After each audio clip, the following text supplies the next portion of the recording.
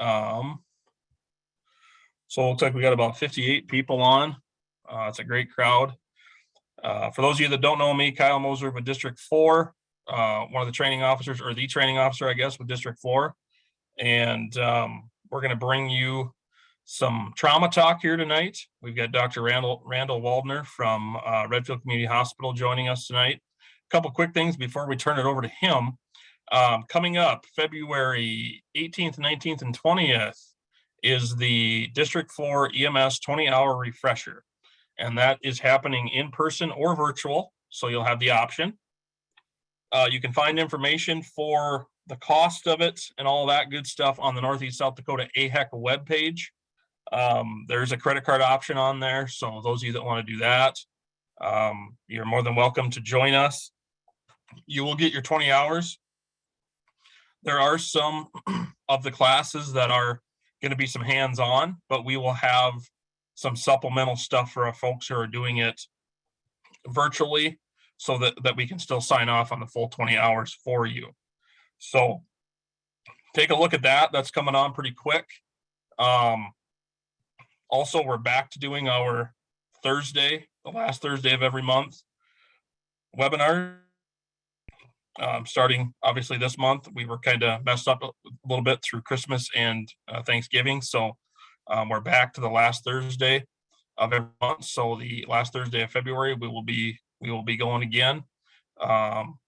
And these are brought to you by Northeast South Dakota AHEC and District 4 EMS Association. So we're happy to have all of you on board. Michaela, did I miss anything? Nope, I think you covered it all. Okay, just remember to get signed up for the refresher as soon as you can, so we have an idea of our in-person versus our virtual. The virtual will be over Zoom, and you will get links to each session. So it'll be really easy for those of you that did the EMS conference virtually. It'll be similar to that. So it'll be easy. Also, ALS hours. That was the other thing I was going to talk about. ALS hours, we finally got a pathway for those. They've started to roll in. I'm going to be looking through our rosters of folks and get those ALS hours out to you. There was an issue with the person who approves those was out ill for quite a number of weeks or months. So I think they're back in action and good to go. So we'll be getting ALS hours out to everybody. Also, that refresher is BLS and ALS. So if you're looking for your ALS hours, you will be able to get that for our refresher that's coming up February 18th, 19th, and 20th. The schedule on that is the Friday is going to be 6 to 10, Saturday is going to be 8 to 6, and Sunday is going to be 8 to about 2 or so to get our 20 hours of the national research component. So if you have any questions, you can put them in the chat box regarding that, or you can email or get a hold of Jackie, who's our treasurer. She'll help you get squared away on the payment side of it. The other thing is, if you have not registered on the South Dakota EMS portal to get your hours, to get your education hours, please do so. The class is open and you're able to register.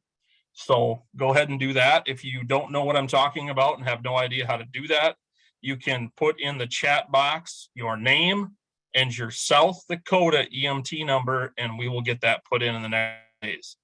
Probably won't see it until Monday or so, depending on how many people I have to add manually. So if you know how to do it, please go ahead and do it. But if you don't know how to do it, then you can let me know and I will get you your hours. All right. Without further ado, I'll turn it over to Dr. Waldner, and he will do some trauma talk with you. Thank you very much. You guys seem like you are very busy and well needed, obviously, out here in the middle of nowhere. Can everyone hear me? I'm on an AirPod system. I have a 6-month-old, and you might hear a few squeals in the background, just to be prepared. If you have any trouble, someone just shout out at me that I'm either talking too fast or people can't hear me, or whichever way you guys go about it. It sounds good, Dr. Waldner. Perfect. All right. So just a little background on myself. I'm from Redfield, South Dakota originally. I graduated from high school in 2009. I went on to SDSU, graduated there in 2013. Then I went to University of South Dakota, Sanford School of Medicine, graduated there in 2017. And then I headed south to Texas A&M to finish up and graduated there in July of 2020. I came back to Redfield, South Dakota, my hometown, ended up becoming a full spectrum family physician, doing emergency room care, hospital care, clinic care, procedure-based endoscopy, kind of a little bit of everything. Been in practice again since September of 2020, and kind of heading up there.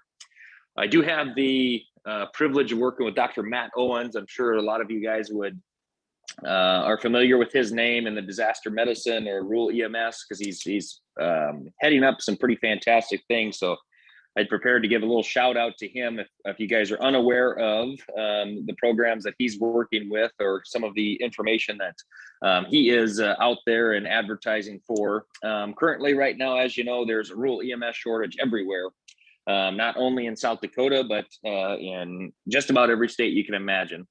I'm sure you guys have talked a whole bunch about South Dakota statistics, about rural recruitment, any way we can get more EMS providers out here in our rural states, and all the land miles that we have to cover.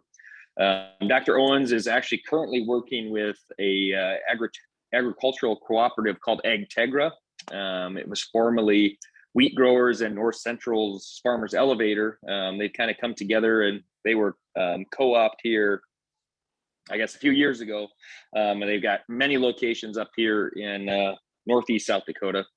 What he has done is he's got a first responder training, mostly stop the bleed, some very basic things to kind of help in the interim until a trained professional can get out there, including tourniquet care, some minor C-collar stuff, and then some triaging things. As you know, in rural South Dakota, you see semi trucks and cooperative employees always out on the roads and available to help. And I think it's a great resource to train the public and provide some additional help if needed. And it has obviously a lot of pertinent information regarding the talk tonight, as this is kind of some rural motor vehicle trauma talk, what you're going to see and hear when you come up on a rural trauma or a motor vehicle accident, since all of South Dakota is rural. But yes, so if you ever have any questions with them, I could get in touch with Dr. Matt Owens. If you have other contacts that would like to be involved with this, or other programs, communities, we're happy to arrange that if at all possible.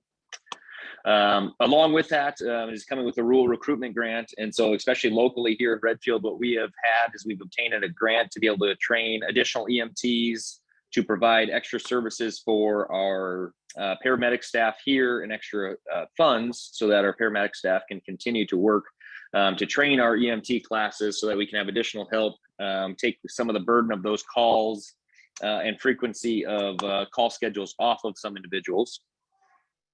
That has come along with, and like I said, it's a free of charge class. Things like that are a fantastic opportunity. I know for myself, I was EMT from, let me think here, 2011 through 2014. I took my EMT classes through South Dakota State University, got certified, was on the Redfield ambulance, and it's always hit or miss. You know, when you're only in town for a weekend at a time, and you can help them out. There's some weekends that are crazy and some weekends that are not so crazy. So you never know what would happen from there. Other areas that you can see this information on was the Prairie Doc. Dr. Owens was actually on the public broadcasting network for that. Had an interview, kind of let him know what people were doing, highlighted the shortage areas of the areas of South Dakota. The most near and dear to my heart is obviously Northeast South Dakota, because that's where that's where I practice, and that's where we're seeing the most amount of, or I have to deal with the most amount of discrepancies. I know it's hard to say, show of hands, but obviously I'm guessing the majority of the individuals on here are based out of rural ambulance services, ranging from EMT basics all the way up to paramedics. Would that be correct? Yes. Yep. We got Perfect. EMRs probably, EMRs all the way up to paramedics, with everything in between, EMTs and advanced EMTs as well. Awesome. So thank you for all you do. I know that in the middle of a pandemic, hasn't made your job easier, but I also know that at baseline, being any sort of emergency medicine responder is not an easy task, especially when you have to take care of your loved ones, family, and friends that you would otherwise maybe not want to come in contact with those particular times when they do need emergency medical services. One interesting thing that I got to experience going down to Texas was every single firefighter that was licensed with the state of Texas had to become an EMT. I know here locally in Redfield, we have a fantastic rural fire department and actually city fire department. And we have a ton of interest. We have a ton of males and females in our community that participate in that. And I tell you what, if we could solve our rural EMS shortage, and I don't think there would be burnout, I don't think there would be times where you're overworked. If we were able to kind of initiate having a firefighter requirement of an EMT, I think the society would be better. I think our local healthcare would be better, and I think it would help everyone involved. But not to advertise any longer on that. We'll get into kind of more of a trauma talk, and please throw some questions my way, or questions about anything. Talk about Redfield, talk about rural ambulance, rural traumas, all those types of things. Right now, as I sit here as a family physician, we are required to take what's called ATLS, Advanced Trauma Life Support. Is anyone else ATLS certified?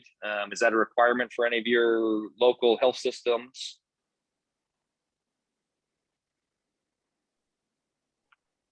Anybody can chime in, but yeah, there's some of them that are going to require that based on their services, but anybody can chime in here.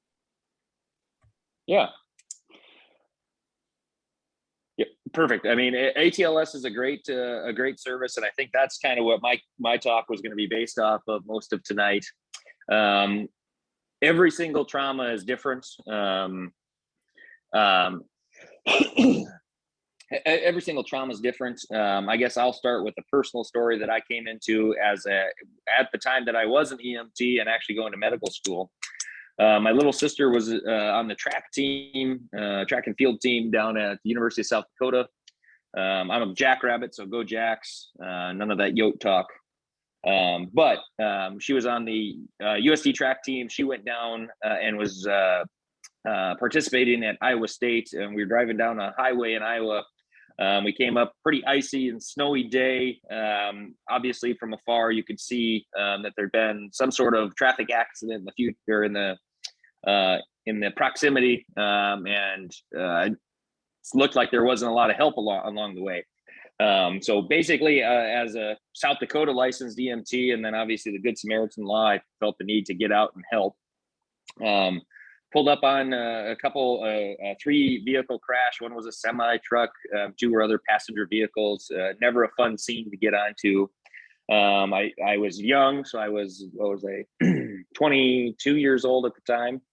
Excuse me, 22 or 23 years old at the time. Presented to the scene, kind of was able to assess the situation, that there were some critically ill patients, one that was obviously expired, and then 2 with some minor injuries. The training that I received with basic EMT care, ALS or ACLS and BLS came in great success for me at that time. And then later on in life, as I've gotten through ATLS and my work as a physician, it's obviously not only built upon that, but it really does come back down to quite a few basics. What I came up on was, again, I said a vehicle crash. 2 people were ejected from the vehicle. One was obviously expired on scene. The other one was laying on the side of the road, and he had his head tilted towards his left shoulder. He was kind of on his left side. His right arm was completely rotated backwards. He had significant abrasions all over the place. He was able to talk with us, had quite a bit of bleeding and lacerations to his head. I walked up, I had my EMT card on me. I was able to talk to several bystanders who didn't have a lot of training, but were willing to help. And as soon as I walked up, I said, hey, I think we should stabilize C-spine. We should get him to his back, get him to an area where would be safe outside from other traffic. Essentially, I was in disregard. I was obviously very young, and a lot of the other bystanders were maybe middle-aged, at least older than I was, and they weren't interested in listening to me. It actually was until the EMS providers locally there showed up, and then they were able to take my card. They took a picture of it and credentials so they could contact me later, things like that. And they allowed me to help in and get people transported into ambulances and on the way from there. But just to share on that, so don't be afraid if you are at any sort of training, or even if you remember certain things of C-collar and some basic instincts as far as saving people, keeping them safe. It's going to pay you dividends in the long term. This particular one, we were able to get him and help him in C-spine. I did not try to straighten out his arm, even though now as a physician, they talk about putting things back in anatomic location. You can't hurt things, but those types of things. I think the biggest thing I took away from there is actually scene safety. Scene safety seems to be a problem, especially on our South Dakota roads. We just don't have a lot of highways and township roads, county roads, things like that have a very good shoulder. And so when you roll up on a motor vehicle trauma accident and there is no place for passing cars to come to, or for emergency, for an ambulance to drive to get there, I mean, scene safety is going to be a priority. And that was the thing that I took away most. I mean, there was speeding cars going by that day on that Iowa highway. People weren't slowing down. It was icy. They weren't taking the extra precautions. I think it was kind of unexpected, and so always puts people behind on time. And that makes a big difficulty. Thankfully, there was no accidents, no other trauma related to the responders there that day. Unfortunately, again, 2 fatalities. But I think we did make an impact for several of the ones that were maybe more in critical situations, but got them to the appropriate place and got them some treatment. So one of the things that to talk about right off the bat is kind of the first is scene assessment. Knowing, like I said, how many vehicles were involved, if you can try to narrow down how many individuals are involved. Because in particular, in my case, as I was getting one individual kind of laid down onto his back with C-spine being held by another individual, then I was let know that there was obviously individual still trapped in the pickup truck that was 15 feet from me, and I wouldn't have had any idea. Now he had ended up being one of the obviously expired ones, but to know what you're battling and what you need to take care of is obviously an important part. So number one, we talked about scene safety. Is there anyone wants to chime in and talk about certain things outside of what I just mentioned for scene safety, in particular out here in the middle of nowhere?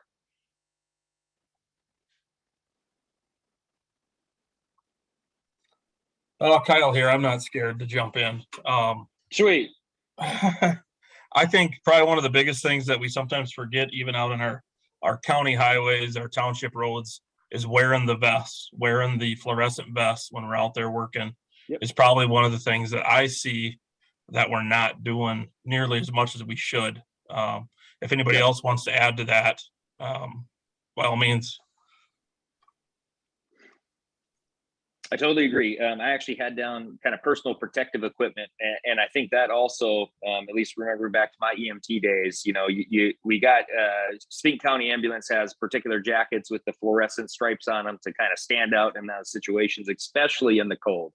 I mean, for you to go out into, jump in an ambulance and run out, and all you have is a t-shirt and shorts on. Today up here in Redfield, I think it was a high of 6 degrees or something crazy like that.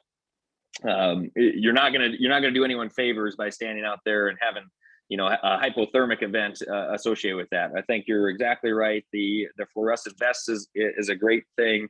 Other personal protective equipment, making sure that you're safe first, right? That's kind of my whole point, is make sure you're safe, make sure that the scene is safe for you to enter.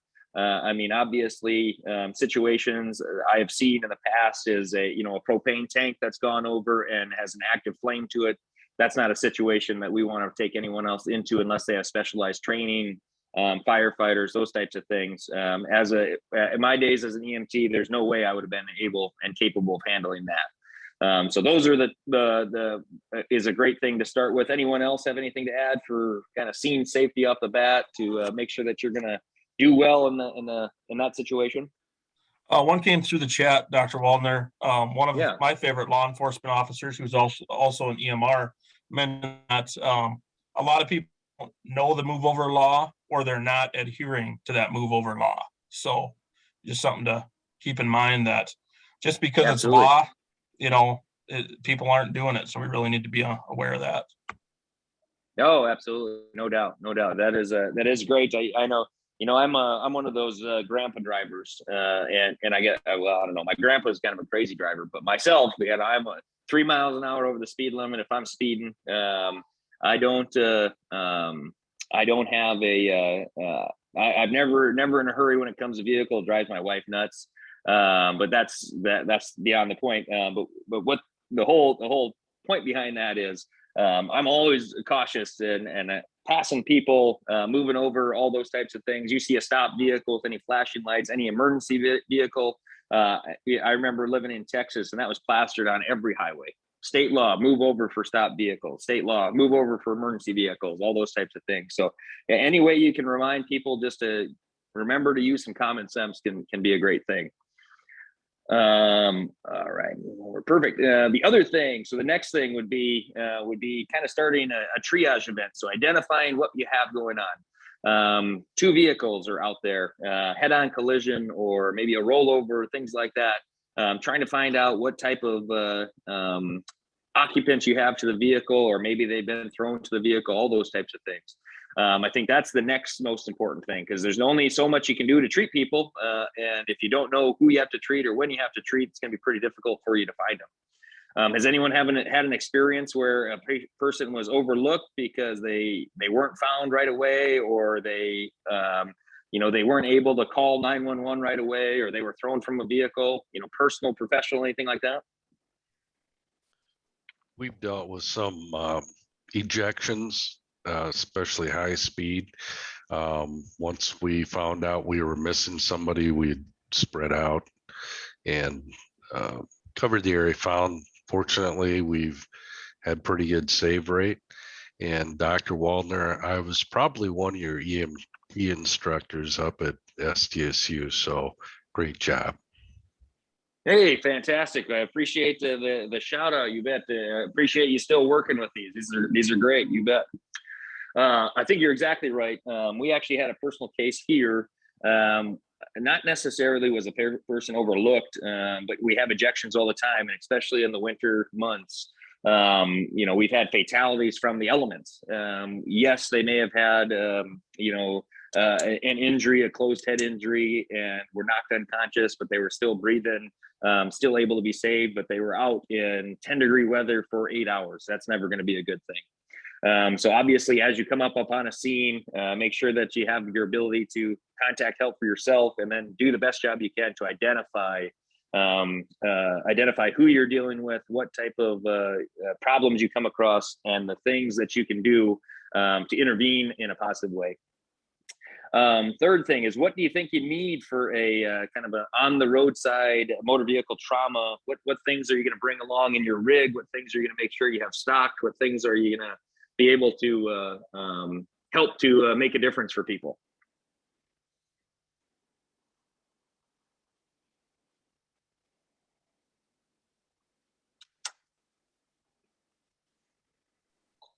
Tourniquet in the chat. Very good.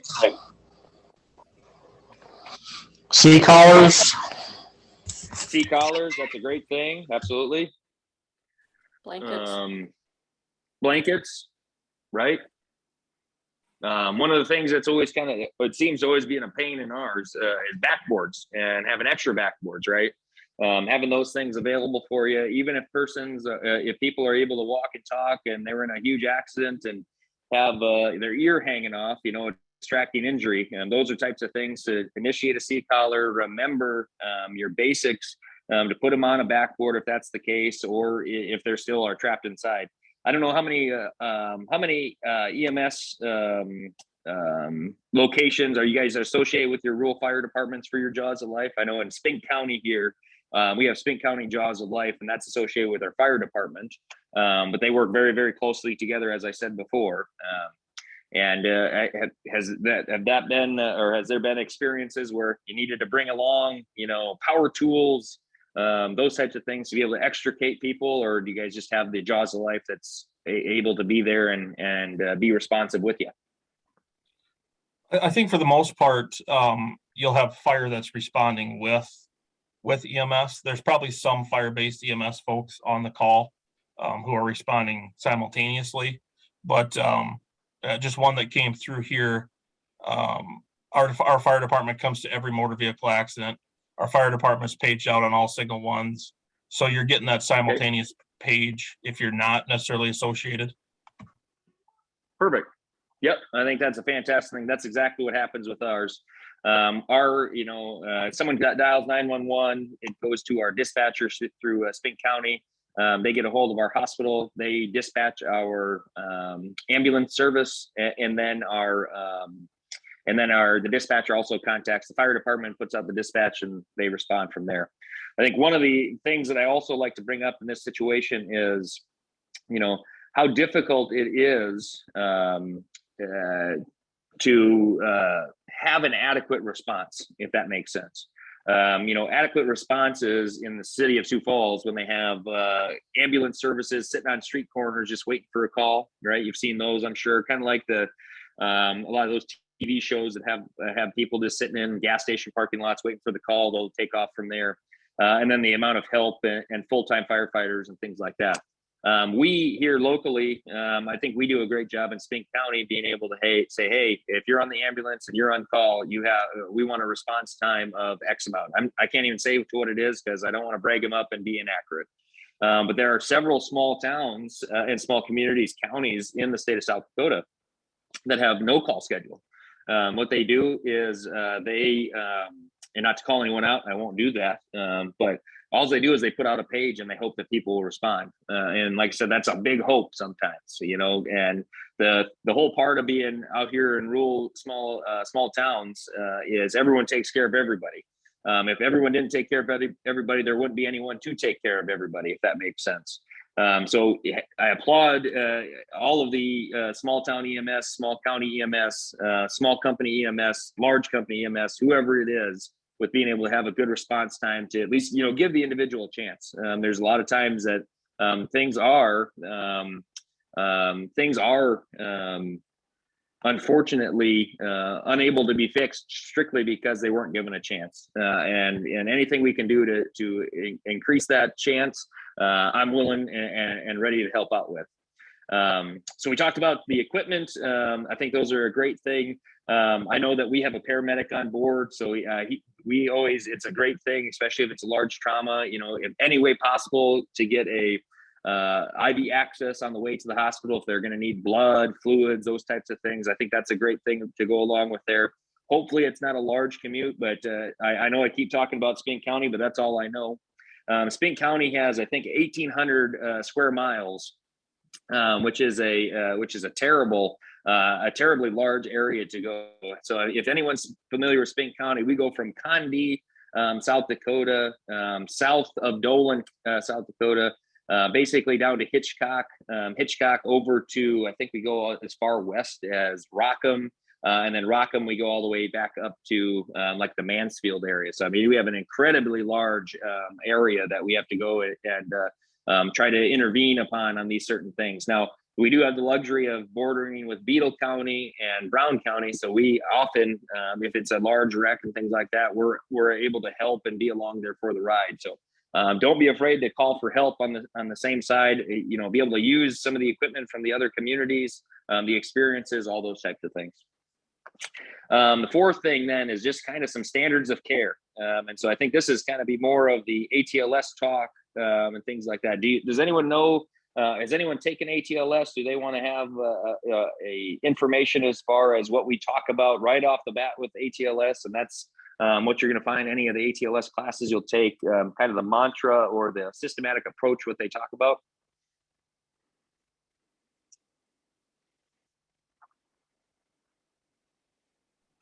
I think maybe that's probably a good place to start. is just start with that systematic approach. Yeah. Yeah, so the systematic approach is just, and we, I took ATLS down there in Texas. Have to take my refresher course, I think here in 2023, whatever it is. What they found is when it comes to ATLS, they keep it as simple as possible. What studies have shown is people want to regress to their lowest level of training, right? You get really stressed out and you get really into a bad situation, you're not going to, people can rise to the occasion, obviously, but what they're going to do is they're going to fall back on their most comfortable training set. And so at ATLS, a lot of the mantra of that is airway, breathing, circulation. So if you come upon an individual who's yelling for help, contacting, call the EMS, things like that, you're pretty sure their airway is patent at that time. Breathing, making sure that they are continuing to breathe, that they don't have an abnormal chest movement, that they aren't gurgling, that they aren't in significant respiratory distress, their breathing is there. And then circulation, knowing, is there a large amount of blood on the ground? Is there does it look like the patient is getting towards vascular compromise? Cardiovascular compromise. Is there other situations that you can intervene upon? Is the person just stuck behind the seat and that's what's causing them not to have a breathing ability to breathe or ability to circulate, things like that. And then it goes back to the secondary survey, looking at your main injuries, your things that you need to worry about, the tourniquet care, C-collar care, all those types of things. Does anyone have any situation where you can remember any memorable calls similar to what I talked about in Iowa or some of the other situations that have been discussed on here previously, I'm sure, in some other talks that you'd like to share, or anything that you can remember that stuck out to you?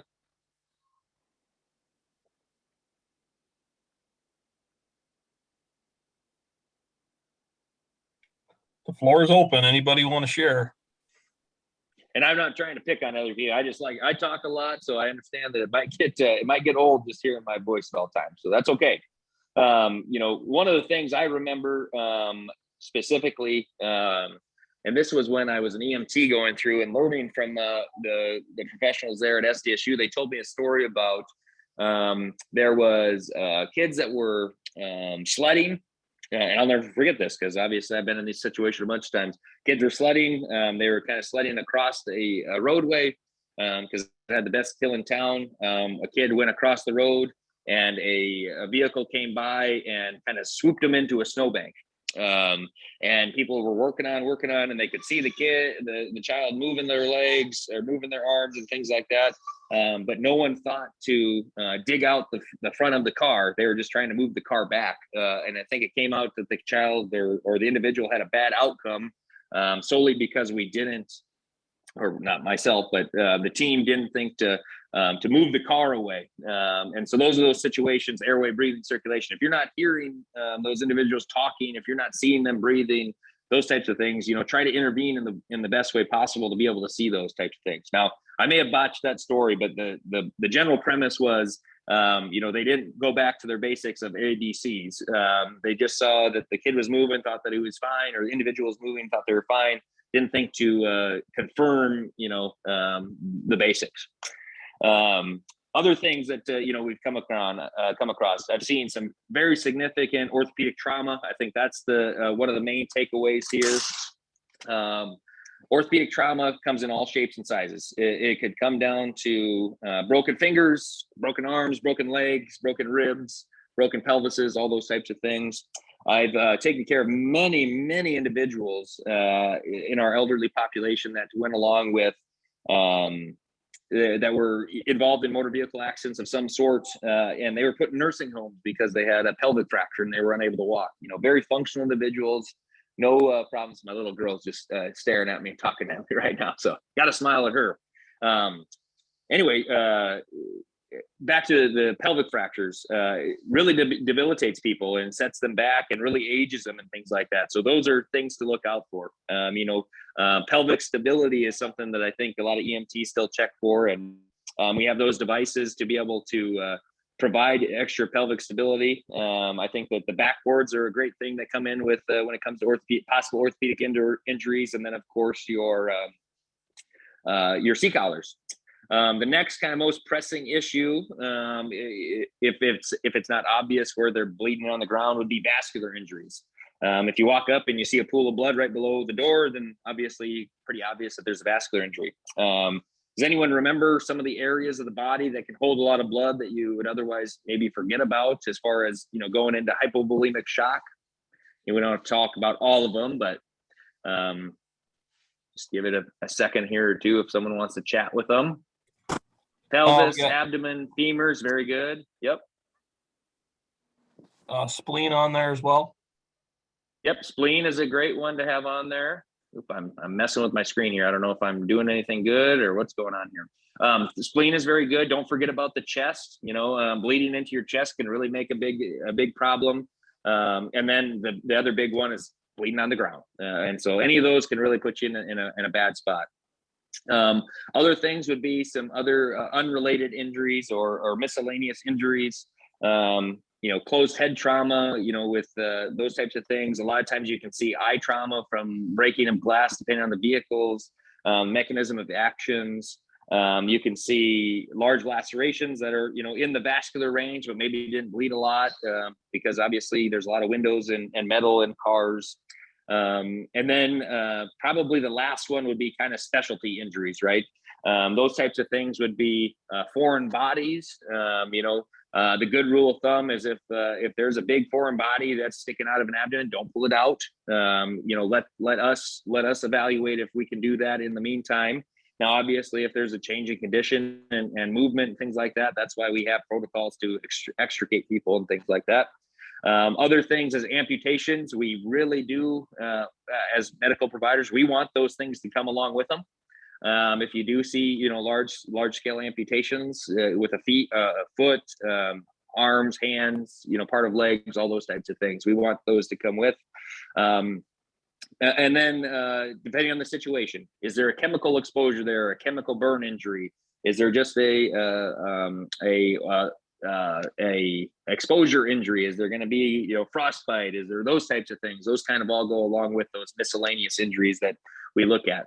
As a physician in a critical access hospital, what that means is that I'm, you know, more than 40 miles away from the nearest trauma surgeon, things like that. What we try to do is initiate a tourniquet if we can for vascular care, put splints on, put things back in anatomic alignment for orthopedics, start blood transfusion, start fluid resuscitation, and then treat other things that we can on the way to transporting to our bigger facility. And that's never possible unless you guys do a great job on the front line. And I really do thank you from the bottom of my heart. I was very impressed by my EMT experience. I think it only made me better understand my practice as a physician and what we struggle with here rurally. I think the last thing that I would end with is just make sure that you have plenty of help. Make sure that even if it's help with your local fire departments, make sure that you have plenty of staff on your EMTs. I know in small communities, even if they're not on call and you hear about a horrific call, we've got nurses that are ready to jump in the rig. We have obviously extra providers in our hospital system, and then the firefighters, other EMTs that work in the community, all those types of things. So I think that's probably about as much as I would chat about with the trauma on a kind of motor vehicle out here in the middle of South Dakota. Hopefully you guys learned something, open to any questions, comments, can hook you up with Dr. Owens, all those types of things. Well, if you want to unmute and ask any questions you have for Dr. Waldner, go ahead, or you can put them in the chat box and we'll ask them for you. We really appreciate you taking time to talk to us tonight. It's always good to get our perspective from what you guys deal with as well in the critical access hospitals. So we appreciate you coming on board and talking to us. Anybody, any questions, any comments, any concerns? What are your feelings on backboards? Sorry, you cut out on that one. I didn't catch the end of that question. What are your feelings on the backboards? We're told that we shouldn't have our patients on a backboard for long periods of time. But out here in the middle of nowhere where we are, we're, 100 miles from most of our critical care units. unless we call life flight. And Understood. we've had some doctors, get disgusted with us because we've had our patients on a backboard for so long. You're right.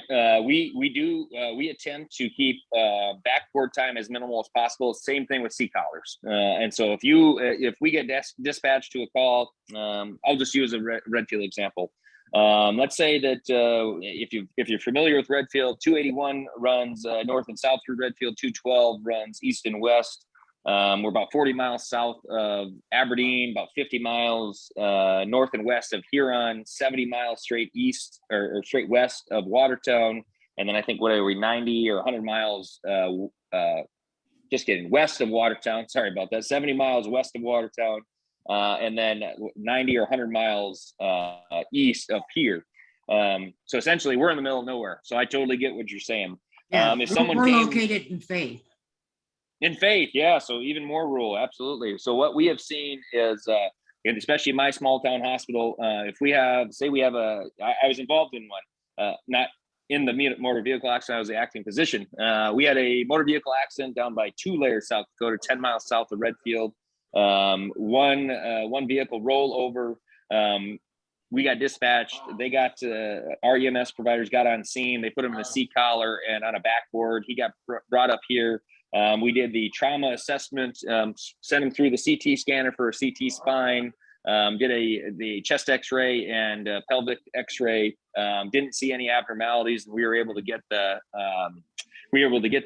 backboard off and C-collar off in a timely fashion. Now, I know that's not for everybody. If you're a 60-mile drive, there should be no physician that would have any sort of difficulties telling you that you did anything, or there should be no physician that would tell you that you did anything wrong by keeping a person in a seat collar or on a backboard until there was confirmation of no spinal cord injury, no vertebral injury, or no other neurovascular compromise from the spine. If they aren't following guidelines, following data supported research, and they're going to be doing a disservice to that patient. I know it, like I said, our Western South Dakota colleagues, it's a long ways out there. I don't envy you guys. I know that it's a long ways. I don't know of a particular time frame other than, try to get it off as soon as possible. Obviously, once they're in our care, and even if there is some sort of orthopedic injury that's necessitating stability, we attempt to stabilize the patient and get them off the backboard if at all possible. Quite commonly, we have to call Care Flight Air Support out of a Vera St. Luke's in Aberdeen, or a Vera McKinnon in Sioux Falls, or Sanford in Sioux Falls, and they respond, relatively quickly. I think it's like a 13-minute flight from Aberdeen to Redfield, and I think it's like a 40 minutes from Sioux Falls. So it's a relatively good time. But yeah, being able to appropriately triage your patient, knowing the tools that you have to be able to help diagnose and know what things you're fighting can really help to reduce the backboard time. We're still a backboard community here. I've never chastised any of my EMTs that have put someone on a backboard, and it's my job to be able to know when it's safe to get off. Thank you. Anybody else? Any questions, comments, concerns?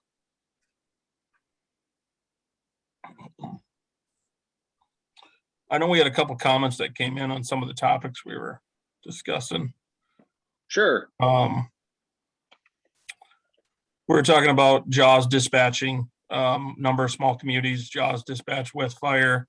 Daryl did talk about with Brookings, FD is dispatched any major call on I-29 rescue available, but they also handle traffic control for all responders. So kind of doing double duty there, looking out for each other. So that's good.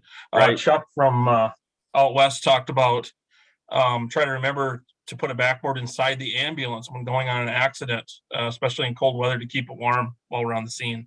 That's a very good idea. Absolutely. And I think the other, go ahead.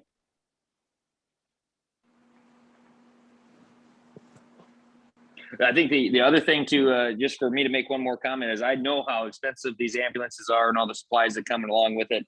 I think that any of these communities that are investing in the ambulances and the services for our EMTs is a smart community.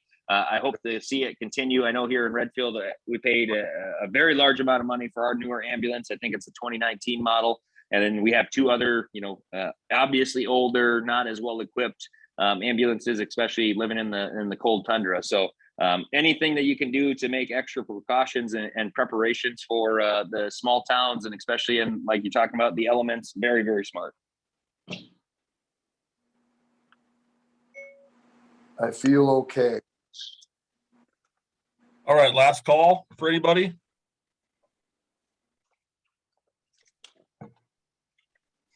All right, well, thanks again, Dr. Waldner. We really, really appreciate it. Great talk, great topic. We hope to have you on again sometime. Yeah, Yeah, we look forward to it. I So, appreciate it. Well, you guys, good luck. thank you very much. Before I let you guys Bye. go, Oh.